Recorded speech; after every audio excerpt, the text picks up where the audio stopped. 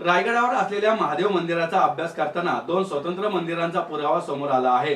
इतिहास संशोधक राज मेमाने यांच्या संशोधनातून श्री जगदीश्वर आणि श्री वाडेश्वर महादेव ही दोन वेगवेगळी मंदिरे असल्याचे समोर आले आहे। भारत इतिहास संशोधन मंडळाच्या झालेल्या पाक्षिक सभेत राम मेमाने यांनी त्यांचे संशोधन सादर केले। यावेळी ज्येष्ठ इतिहासतज्ञ पांडुरंग बलकवडे, मंडळाचे अध्यक्ष प्रदीप रावत, उपाध्यक्ष डॉक्टर बी.डी. कुलकर्णी, कोषाध्यक्ष नंदकुमार निकम उपस्थित होते।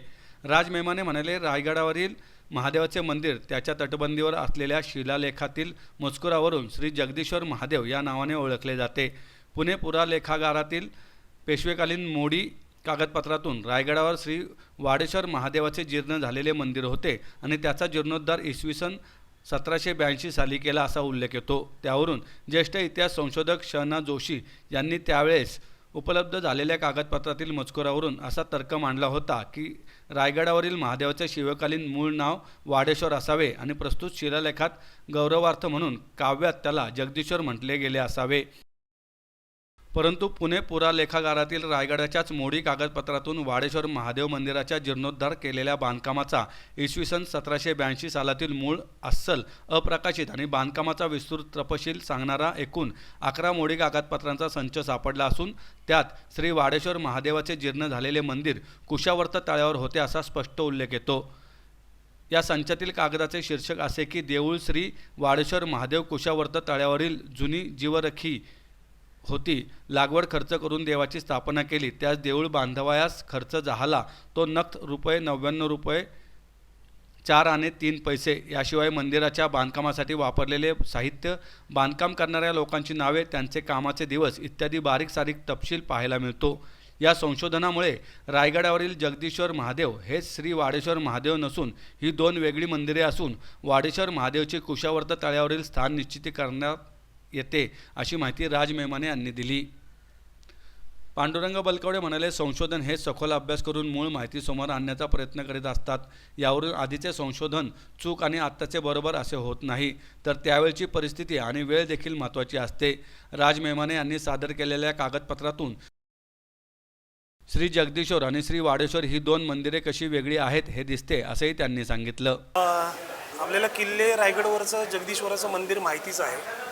किल्ले रायगडवरच्या जगदीश्वराच्या मंदिराबाहेर जो शिलालेख आहे त्याच्यावरून त्याला जगदीश्वराचं मंदिर आपण मानतो किंवा ते जगदीश्वराचं मंदिर आहे हे आपल्याला समजतं।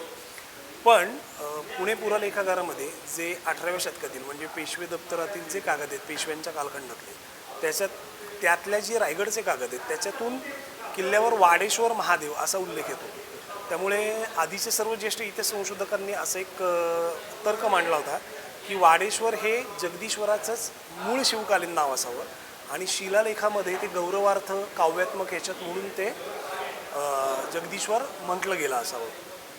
त्यामुळे जगदीश्वर हाच वाडेश्वर आहे असा एक समज होता किंवा तर्क होता आजपर्यंत। परंतु त्याच दप्तरामधले काही अप्रकाशित कागदपत्र जसे 11 कागदपत्रांचा हा संच आहे मोडी कागदपत्रांचा, तर त्याच्यावरून ही गोष्ट स्पष्ट झाली आहे की जगदीश्वराचं दुसरं नाव वाडेश्वर किंवा वाडेश्वराचं दुसरं नाव जगदीश्वर नसून वाडेश्वर महादेवाचं दुसरं वेगळं मंदिर म्हणजे जगदीश्वराचं एक मंदिर आणि त्या व्यतिरिक्त वेगळं मंदिर हे कुशावर्त तलावावर होतं असं सांगितल्याचा किंवा असं सांगणारे कागद हे आहेत। 1782 साली या मंदिराचा जीर्णोद्धार केला गेला आणि त्याचा एक 11 पानी जो खर्चाचा कागद आहे ज्यामध्ये कागदपत्राचं म्हणजे ते मंदिराचा जो जीर्णोद्धार केला त्याच्या बांधकामाचा संपूर्ण तो 11 पानाचा संच आहे ज्यामध्ये क्लिअरली उल्लेख आलेला आहे की वाडेश्वर महादेव कुशावर्त तळ्यावरील जुनं देवालय होतं ते गैरनिगेमुळे म्हणजे त्यामुळे त्याच्याकडे लक्ष न दिल्यामुळे किंवा काही कारणाने कालाउघाने ते जीर्ण झालं होतं। आज देवाची स्थापना नव्हती म्हणून त्याचा जीर्णोद्धार करून त्यात नवीन देव स्थापला असं या कागदपत्रांवरून समजतं। त्यामुळे रायगडावरती जगदीश्वर महादेव या व्यतिरिक्त श्री वाडेश्वर महादेव हे वेगळं देवालय होतं। ही दोन देवालय वेगळी आहेत आणि वाडेश्वर महादेवाची स्थळ निश्चिती म्हणजेच कुशावर्त तळ्यावरील वाडेश्वर महादेव ती या कागदामुळे होती आहे असं हे नवीन संशोधन आहे।